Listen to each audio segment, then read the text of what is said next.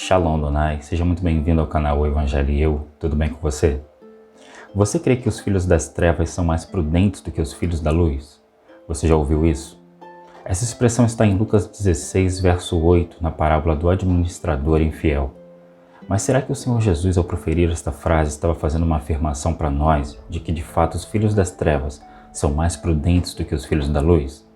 Esta parábola de fato divide opiniões quanto à sua interpretação, e eu gostaria de ler ela com você e lhe mostrar o porquê há tanta controvérsia quanto ao significado dela, e que a chave para se desvendar o porquê de tantas opiniões divididas quanto à sua interpretação correta está no fato de que muitos copistas e tradutores, por não compreenderem uma expressão utilizada neste ensinamento, traduziram de forma desconexa e em alguns casos chegaram até mesmo a omitir a palavra pivô desta polêmica. Vamos ler a parábola e eu vou comentando conforme avançamos nela. Lucas 16, a partir do verso 1, diz assim: E dizia também aos seus discípulos: Havia um certo homem rico, o qual tinha um mordomo, e este foi acusado perante ele de dissipar os seus bens. Então a parábola começa apresentando um senhor que havia confiado ao seu administrador ou mordomo os seus bens, a fim de administrá-los com sabedoria. Mas logo este homem rico fica sabendo que seu administrador o está roubando. Este homem rico, ao contrário do que muitos pensam, não representa Deus aqui na parábola. É apenas uma personagem para a criação de um enredo onde a pessoa principal aqui em foco é o administrador infiel. Este administrador infiel representa os filhos deste mundo, ou seja, cada um de nós antes de receber o Senhor e ter nosso entendimento renovado. Nós, em nosso primeiro e velho estado de perdição, onde fomos encerrados como injustos, conforme o apóstolo Paulo diz em Romanos 3, verso 10 ao 12. Como está escrito, não há um justo, nenhum sequer. Não há ninguém que entenda, não há ninguém que busque a Deus. Todos se extraviaram e juntamente se fizeram inúteis. Não há quem faça o bem, não há nenhum só. E toda vez que vemos a expressão como está escrito, quer dizer que esta expressão está nas Escrituras. E as Escrituras na época dos apóstolos se resumiam a Torá, os Salmos e os Profetas. Portanto, é destes escritos que Paulo está se referindo.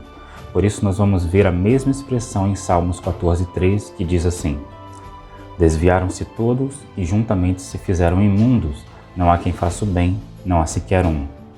E também nos Salmos 53, versos 2 e 3. Deus olhou desde os céus para os filhos dos homens, para ver se havia algum que tivesse entendimento e buscasse a Deus.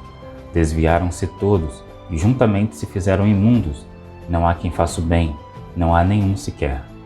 Então, de fato, nós somos administradores infiéis em Adão, porquanto a administração da terra, que outrora estava nas mãos do homem, foi passada ao controle de Satanás quando o homem pecou, conforme Lucas 4, verso 6. Passando o homem a dar valor às coisas passageiras, desejando mais para si do que para o outro e trazendo desequilíbrio social. E continuando diz a parábola: E ele chamando-o disse-lhe: Que é isto que ouço de ti? Dá contas da tua mordomia, porque já não poderás ser mais meu mordomo. Então veja, este mordomo não estava mais apto para administrar as coisas do seu senhor, de maneira que aquele senhor o haveria de despedi-lo. E o mordomo disse consigo: Que farei, pois, que meu senhor me tire a mordomia, ou a administração dos bens? Cavar não posso, de mendigar tenho vergonha. Aqui estão dois extremos da natureza caída do homem. De um lado, o esforço natural, que não pode livrá-lo das consequências da injustiça, é a inaptidão do ser humano, e do outro lado, as consequências da soberba e do orgulho, ou falta de humildade para reconhecer perante os outros a sua própria condição de dependência do próximo. E ele então tem uma ideia, e diz o seguinte: Eu sei o que hei de fazer para que, quando for desapossado na mordomia, me recebam em suas casas. E chamando a si cada um dos devedores do seu senhor, disse ao primeiro: Quanto deves ao meu senhor? E ele respondeu: 100 medidas de azeite. E disse-lhe: Toma a tua obrigação e, assentando-te já, escreve 50. Disse depois a outro: E tu, quanto deves? E ele respondeu: 100 alqueires de trigo. E disse-lhe: Toma a tua obrigação e escreve 80. Aqui nós vemos que aquele administrador subtraiu da dívida que ele antes tinha lançado sobre as pessoas, que não era apenas o valor do que elas deviam ao seu senhor, mas estava sobrecarregada de valor excessivo que este mesmo administrador tinha crescido. Por isso, ao contrário do que alguns dizem, ele não aproveitou para roubar mais o seu senhor. tanto que ele será louvado por essa atitude. O que ele fez, na verdade, foi cobrar do próximo aquilo que era justo, sem o acréscimo que ele colocava sobre os ombros das pessoas para depois reter aquela quantia excessiva. E com que intuito ele fez isso? Para ter prestígio entre as pessoas, para quando ele perdesse o emprego, eles se sentissem em uma dívida moral para com ele e então o recebessem em suas casas. Existem muitas maneiras de colocarmos nossos acréscimos sobre a vida das pessoas. E isto envolve tanto a avareza quanto a soberba, a visão distorcida de tratar o ser humano em classes inferiores e superiores e de também fazer o bem ao outro esperando benefícios em troca, como a sociedade faz. Então observe que os próprios escribas e fariseus faziam isso com o povo. Eles lançavam fardos pesados sobre as costas das pessoas, fardos que eles mesmos não carregavam, e com isso tornavam impossível a elas o acesso ao reino pelas escrituras que eles detinham. Eles buscavam ser honrados e exaltados pelas pessoas. Por isso Cristo diz o seguinte acerca deles em Mateus 23, versos 11 ao 17. O maior dentre vós será vosso servo, e o que a si mesmo se exaltar será humilhado, e o que a si mesmo se humilhar será exaltado. Mas ai de vós, escribas e fariseus hipócritas, pois que fechais aos homens o reino dos céus, e nem vós entrais, nem deixais entrar os que estão entrando. Ai de vós, escribas e fariseus hipócritas, pois que devorais as casas das viúvas, sob pretexto de prolongadas orações, por isso sofrereis mais rigoroso juízo. Ai de vós, escribas e fariseus hipócritas, pois que percorreis o mar e a terra para fazer um prosélito. Um prosélito é uma espécie de discípulo. E depois de o terdes feito, fazeis filhos do inferno 2 vezes mais do que vós. Ai de vós, condutores cegos, pois que dizeis, qualquer que jurar pelo templo, isso nada é, mas o que jurar pelo ouro do templo, esse é devedor. Insensatos e cegos, pois qual é maior, o ouro ou o templo que santifica o ouro? E nós podemos trazer isto para o nosso próprio contexto hoje no Novo Testamento ou Nova Aliança, pois que sabemos que o templo era a sombra do nosso corpo onde o Senhor habita. Lembre-se que Jesus, por conta em carne, ainda estava na velha aliança, cumprindo-a com perfeição. Somente quando Cristo morre e ressuscita, inicia a nova aliança. Por isso, o Novo Testamento deveria iniciar após a ressurreição de Cristo. Melhor seria se tivesse iniciado em Atos, porque os evangelhos narram, em sua maior parte, a vida do Messias vivendo na velha aliança. E o escritor de Hebreus afirma em Hebreus 9, versos 16 e 17, dizendo assim: porque onde há testamento, é necessário que intervenha a morte do testador. Porque um testamento tem força onde houve morte, ou terá ele algum valor enquanto o testador vive. Portanto, a nova aliança, ou o Novo Testamento, inicia no está consumado da cruz. Voltando à parábola de Lucas 16, a partir do verso 8, Jesus continua a dizer: e louvou aquele senhor o injusto mordomo por haver procedido prudentemente. Preste atenção. Aos olhos daquele senhor, que não retrata Deus aqui, mas um homem de posses, aos olhos dele, aquele administrador infiel procedeu com prudência. E continua, porque os filhos deste mundo são mais prudentes na sua geração do que os filhos da luz. Aqui temos uma incógnita. Bom, aquele senhor louva o injusto administrador porque ele agora está fazendo o que é justo. Está retirando o que antes havia acrescentado para reter uma parte para si mesmo. Porém, não se esqueça, ele está fazendo o que é justo com segundas intenções. E na segunda parte do versículo temos a expressão, porque os filhos deste mundo são mais prudentes na sua geração do que os filhos da luz. Esta expressão, na sua geração, parece estar sem muita importância no texto, porque com ela ou sem ela a interpretação desse texto continua a mesma. Ou seja, sugere que os filhos deste mundo ou filhos das trevas agem com mais prudência do que os filhos da luz, os nascidos de novo. Mas será que é isto que o Senhor está dizendo? Por isso, algumas traduções, inclusive, omitiram a palavra geração. Isto porque os copistas provavelmente não entenderam muito bem o que tal expressão está fazendo na frase, porque existe um equívoco de tradução sutil aqui. E este equívoco de tradução mudou o sentido original deste versículo. Por causa deste equívoco, a interpretação do versículo 9 também ficou comprometida. Então, quando lemos o versículo 8 da forma como ele está traduzido atualmente, a gente tem a impressão de que no versículo 9 Jesus está incitando a praticar este tipo de suborno.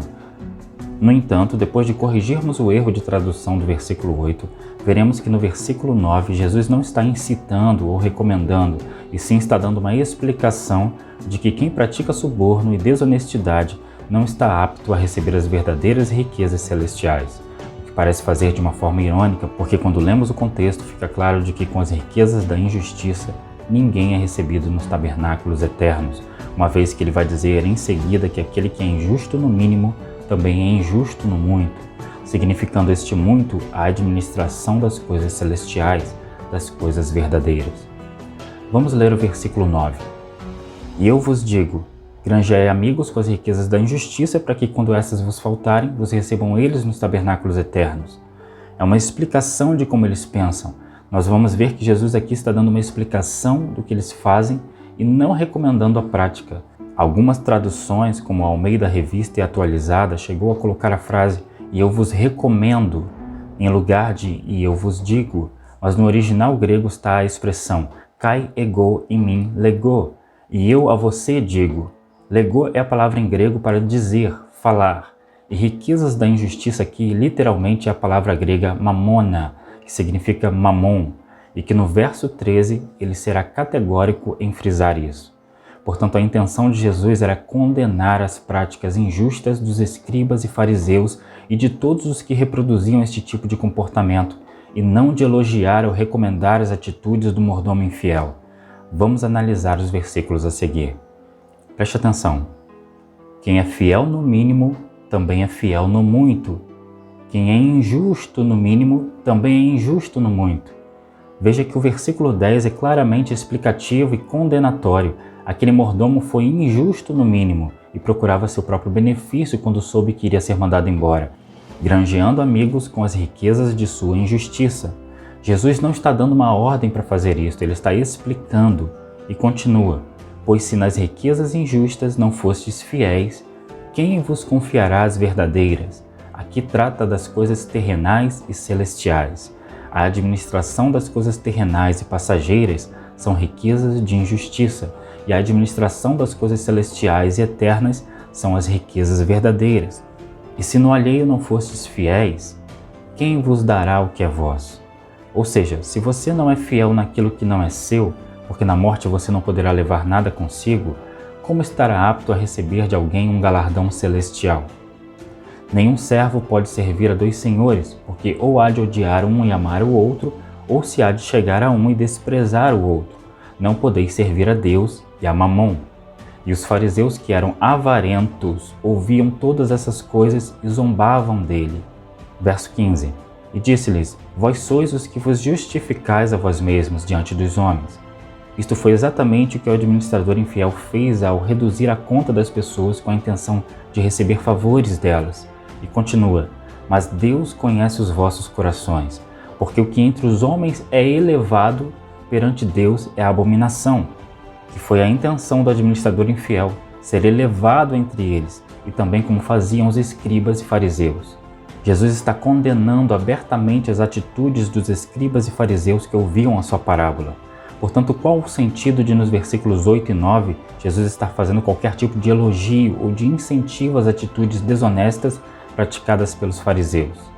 O mais razoável é que os versículos 8 e 9 seguissem a mesma linha dos versículos 10 a 15, ou seja, seriam também versículos explicativos e condenatórios.